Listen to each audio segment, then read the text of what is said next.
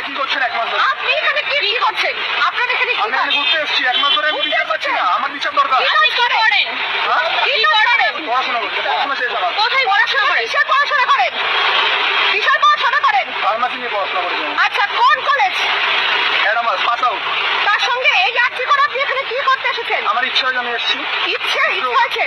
আচ্ছা, তার মানে আপনি এখানে বিক্ষোভ করছেন। কই এখানে আর্জি করে স্টুডেন্টরা তো কিছু হারে করছে না? আমার জানা দরকার নেই, ওরা কেন করবে না?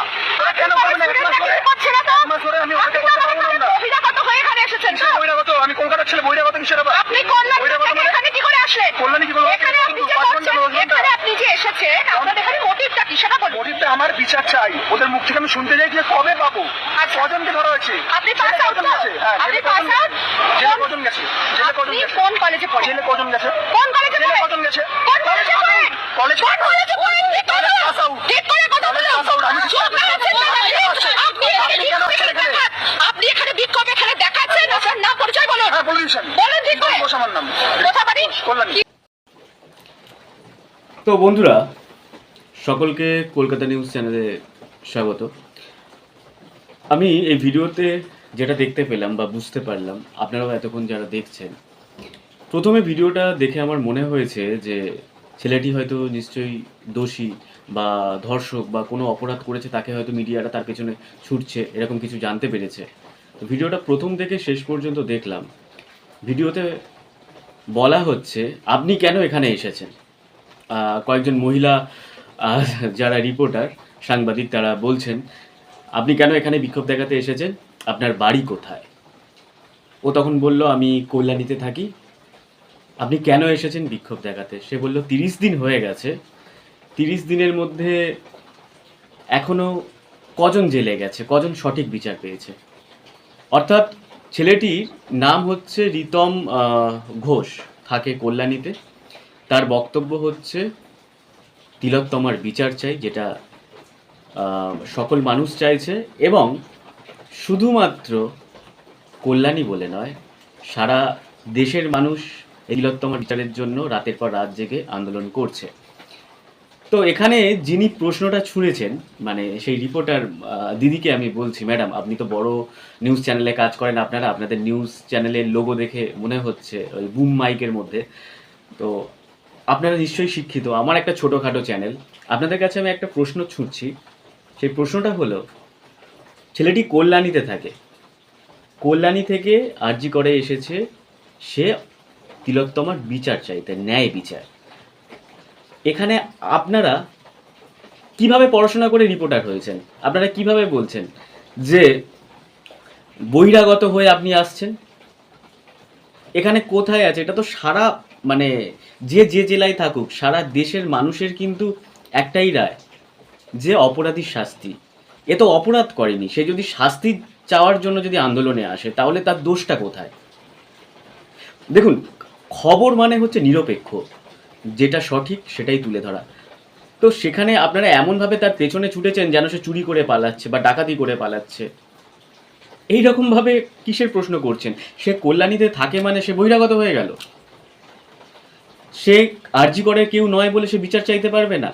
এই যে রাতের পর রাত জেগে যে সমস্ত মানুষরা আন্দোলনে বেরোচ্ছে, শুধুমাত্র ডাক্তাররা আছে, অন্যান্য প্রফেশনের কেউ নেই? শুধুমাত্র মেয়েরা আছে, ছেলেরা নেই? এমনকি আপনারা জানেন না, পুলিশের ফ্যামিলি থেকেও, যারা পুলিশের চাকরি করেন তাদের ফ্যামিলি থেকেও ভাই, দাদা, বোন, বাবা, জ্যাঠা, কাকা, তারাও কিন্তু আন্দোলনে সামিল হয়েছে।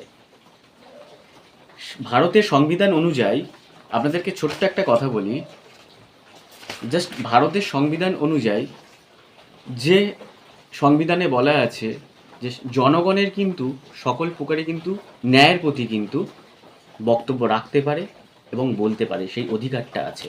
আপনারা যেভাবে তাকে একা পেয়ে চিৎকার করছেন, কটাক্ষ করছেন। আর রিতম ভাই, আমি তোমাকেও একটা কথা বলি, যদি আমার ভিডিওটা দেখে থাকো, এখানে মানুষ না কেউ কারোর পক্ষে নয়, এখানে মানুষ কখনো একতা নয়। আজকে তুমি যখন বিক্ষোভ দেখাতে গেছো ন্যায়ের পক্ষে, বিক্ষোভ মানে কি, যেটাকে তোমাকে বিক্ষোভ বলে বলছে, তুমি ন্যায়ের পক্ষে বিচার চাইতে গেছো। ন্যায়, 30 দিন হয়ে গেল তোমার বক্তব্য, 30 দিনের মধ্যে অপরাধী এখনও শাস্তি পেল না, এই 30 দিনের মধ্যে যেন শাস্তি পায় এই জন্য গেছো। যেখানে নিশ্চয়ই আরও অনেক মানুষ ছিল, সেখানে কেউ একবারও এগিয়ে এলো না যে তুমি সঠিক বিচার করছো, তোমার পক্ষে কেউ এলো না। তো সুতরাং এখানে চোখ খোলা রাখো, কান খোলা রাখো, আর মুখ বন্ধ রাখো, তাহলেই তুমি শ্রেয় হবে। আর মিডিয়া ম্যাডাম, মানে আপনাদেরকে বলছি যারা রিপোর্টিং করছেন, এইরকমভাবে প্লিজ করবেন না। খবর মানে নিরপেক্ষ, যেটা সঠিক সেটাই তুলে ধরুন। ছেলেটিকে এমনভাবে আপনারা প্রশ্ন করছেন যেন সে কাউকে মার্ডার করে, কোনো দোষ করে যেন গেছে।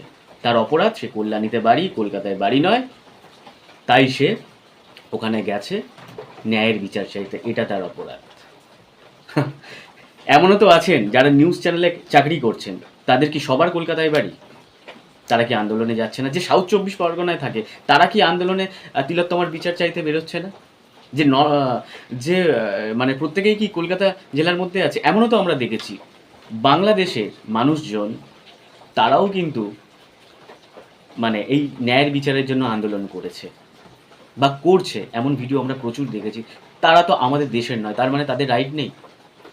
যারা ডাক্তার নয়, যারা অন্যান্য প্রফেশনে আছে, তারা বিচার চাওয়ার রাইট নেই?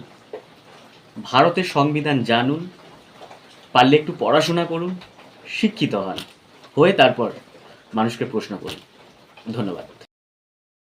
আপনারা দেখছেন কলকাতা নিউজ, মানুষের পাশে, মানুষের সাথে।